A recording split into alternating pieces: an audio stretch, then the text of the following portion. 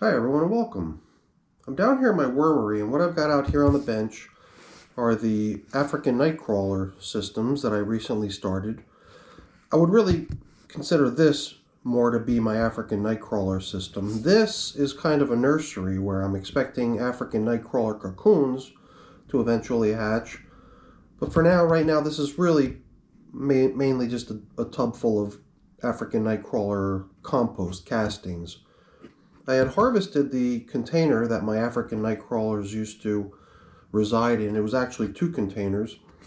And I ended up taking all the castings from both of those systems and placing them in this container here. And I figured I would wait a little while before using the castings in the garden to let the cocoons hatch and see if I could round up a little bit more of a worm population out of here before making use of the castings. And here, I had taken what we estimated to be something in the neighborhood of about 1,500 or so worms and launched them off into a fairly conventional new bin.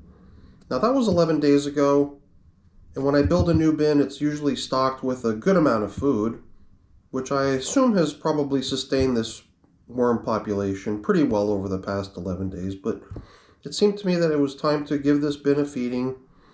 So I'm going to check out what's going on here. Once we figure out what we want to do as far as how much food to give them, I'll shoot upstairs, we'll tap into the supply of food that I have in my freezer, and then we'll go ahead and we'll feed these guys.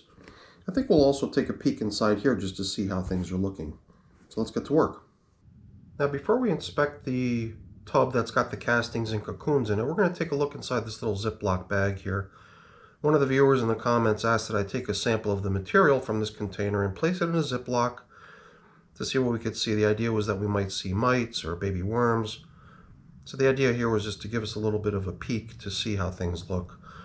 But now that we've seen what's going on here, we're just going to go ahead and combine what's in this little Ziploc with the rest of the material in the bin.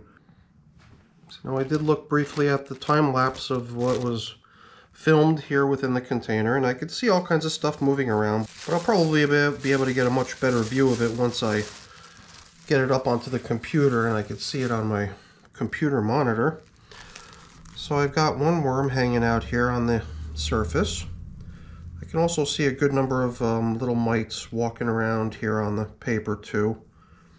The material here, I kind of do expect to find mites in it because the 2 African nightcrawler bins that this material came out of were both pretty heavily populated with mites, and for quite a long time I was attempting to employ numerous methods to try to reduce their numbers. Although these mites definitely move a lot faster than the ones that we were attempting to deal with.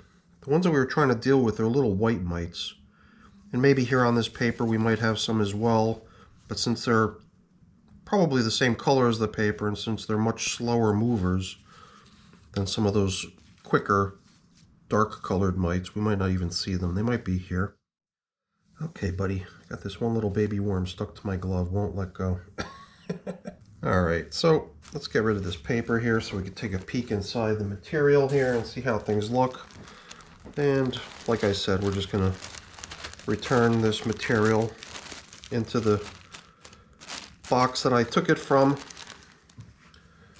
because that test has concluded. You can tell that things look a little different over on this edge, because I did try to create a place where the worms can retreat to as baby worms start to hatch. The idea here was that, and the plastic too, the plastic was definitely covering the container much better over here. You can even see the line where there's more dryness out here, but over here where the plastic was covering things a little bit better.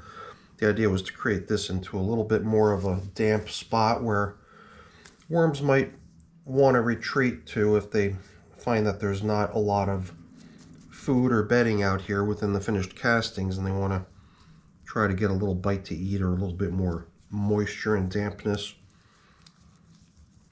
But I didn't want to let all the material in the container go totally dry, because who knows how long it'll take before baby worms start to hatch, and I didn't want them to emerge into a really harsh environment. But I did want to let the material dry a little bit. So after only 10 days, you would probably want to expect to see some older cocoons hatching. So we probably expect some baby worms to be cruising around in here already. Unless they got wise and they made their way over to where the dampness is. I don't want to go too crazy mixing this stuff up. I just want to make sure that the moisture level is still pretty comfortable, so that as cocoons hatch, the worms have a pretty safe spot to be in. And then they can make their way over into something that's perhaps a little bit more comfortable on the edge. But I wouldn't want this to just become a harsh space that baby worms, when they emerge, can't even survive in. So I think that the material's got a nice, really nice consistency to it. I'm not sure what we got here. Fairly lethargic worm that's a little bit larger. So I know that some slightly more mature worms than little itsy bitsy babies snuck through the screening process.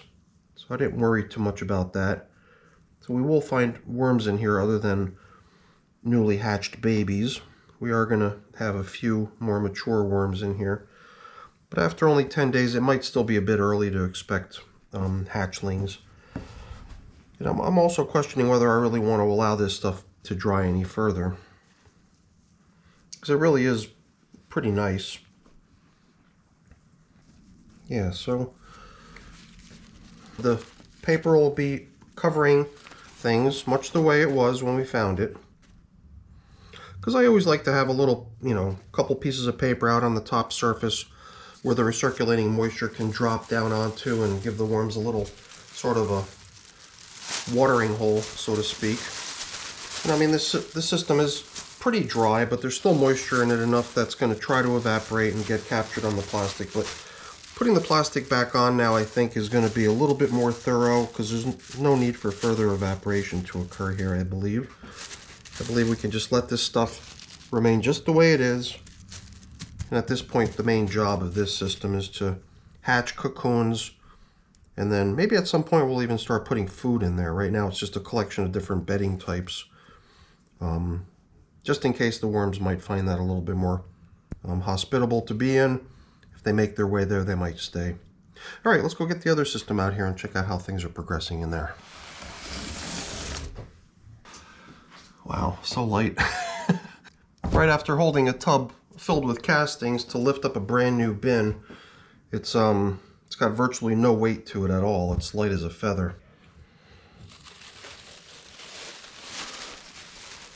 The bin was built in a fairly generic fashion. It was just various types of bedding materials, food and grit, and following my typical way of setting stuff up, I like having these paper sheets on top. Now that doesn't look too good, does it? It's like the remains of a worm kind of stuck to this piece of paper.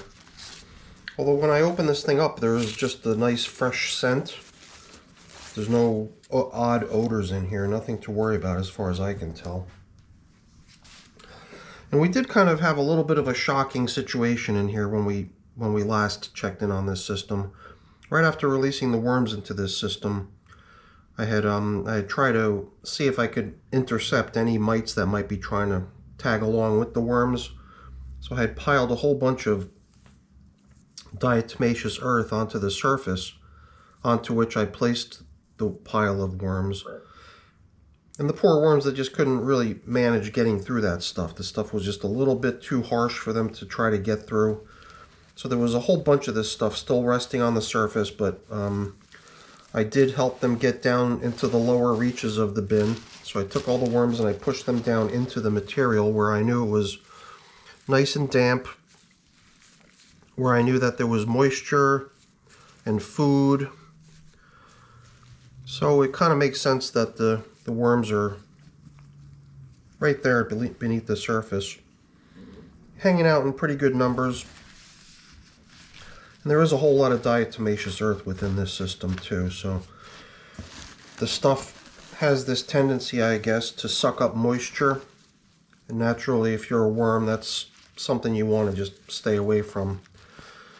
So the diatomaceous earth in this system is perhaps a little bit more plentiful than it needs to be. I might have gone a little bit overboard when I applied it. So I think the best bet would be to just try to blend it in a little bit gently each time I come in here. But everywhere I peek, there's little signs of worms, little pockets of worms hanging out here and there. Because when I built the bin, the food was scattered. I didn't have it isolated in any one particular spot. Geez, there is a lot of diatomaceous earth in here still. But luckily, the worms seem to be pretty content down in the lower reaches of the system where the diatomaceous earth didn't really sink down. And here's the evil overlord coming in and mixing all that nasty diatomaceous earth down into the nice, safe areas of the bin down low. So hopefully I'm not creating too much distress for these poor little guys as a result of what I'm doing here. This was kind of my idea, was to try to blend in the diatomaceous earth over time. And it was just going to be inevitable that I'd have to blend it all in, because there's no easy way to suck it out of here. So maybe it would be a good idea to try to supplement the moisture in here and do a little squirt down. The food we add, when we add it, is frozen, and as it thaws out, it'll also emit some moisture into the bin. But at this point, I think maybe going a little, maybe even a little overboard on adding water, which I typically don't do in most of my bins. But in this case, it probably would make some good sense to try to moisten this stuff up so that it doesn't end up becoming kind of an uncomfortable space for the poor worms to be in. And then we'll go ahead and we'll create a space here in the middle. We could probably even do that now. We'll just open up the spot where we're going to add today's feeding.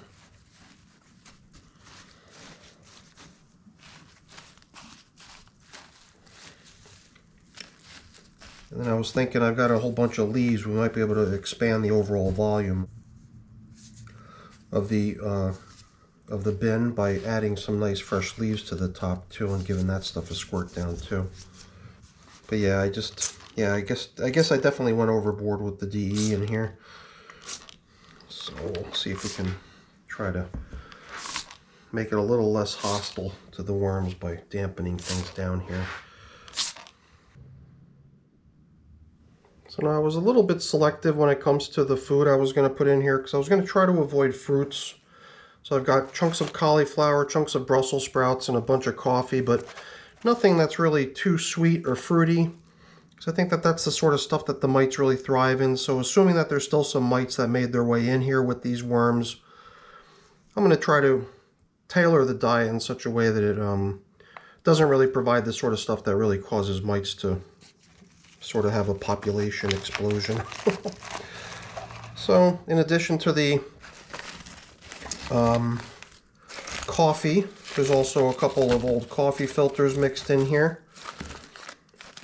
So there's a good bit of food that I'm placing in here. I mean, maybe it looks like a good amount, but a lot of these are just frozen leaves that are sort of occupying a lot of space, kind of curled up leaves. But there are chunks of cauliflower stem in here and some of the base of some of its larger leaves. So there's some fairly chunky bits in here too, besides the leafy materials, as well as a pretty good portion of coffee to go hand in hand with the food that they're getting. I got my grit here too. This is pulverized eggshell we're going to drop in on top of the food too.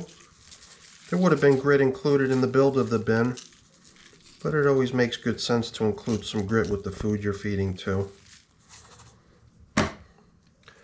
So let's spread the coffee we bought down across the top here. I had actually placed a little bit of coffee down into these coffee filters too, underneath the leafy materials and the stems, because I got a good bit of coffee stacking up upstairs that I want to try to get rid of. So I came down here with a pretty generous amount of it to feed this bin, and it's, you know, not the sort of stuff that mites are going to be all jazzed about either, I don't think. Again, I'm not a mite expert, obviously, otherwise I would have been able to eradicate them from my bins a long time ago. I'm still trying to combat the whole mite situation in numerous places. So now, like I said, I've got some leaves we could sprinkle across the top here too. I believe that a lot of the mites in my systems came in through leaves from the garden. So all these leaves made a pit stop in the kitchen on the way into the house at the microwave to bring the contents of the box that the leaves were in previously to a nice hot, steamy temperature. I mean, this stuff was literally steaming, almost too hot to be touched.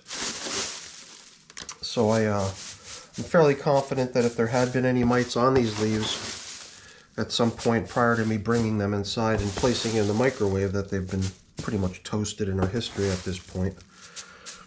Well, just a nice little coating of leaves to cover the top up, give the whole thing a sort of a natural appearance instead of those chunks of cardboard scattered across the top. But before we close up, I wanted to just kind of go to town on adding a little bit more moisture here. Between the frozen materials we just added, which are going to kick off some moisture, and these dry leaves, it feels like we're kind of at a balance point. So I'd like to just throw in a little bit more water here.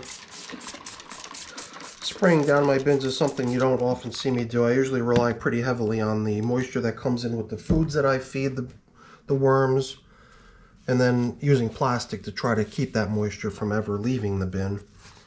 But in this case, I think it is warranted for sure, just to try to see if we can counteract the dryness of all that diatomaceous earth.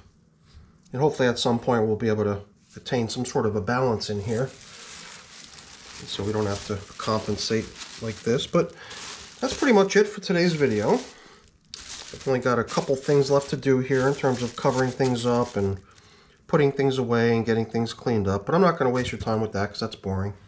Before I go really quick, let me just say thank you. Thanks so much for watching. Hopefully you enjoyed the video. If you did, please remember to leave me a thumbs up. That's always really appreciated. And if you haven't done so already, please also consider subscribing to the channel too. That's really appreciated as well. All right, everyone. Have a great day. Bye now.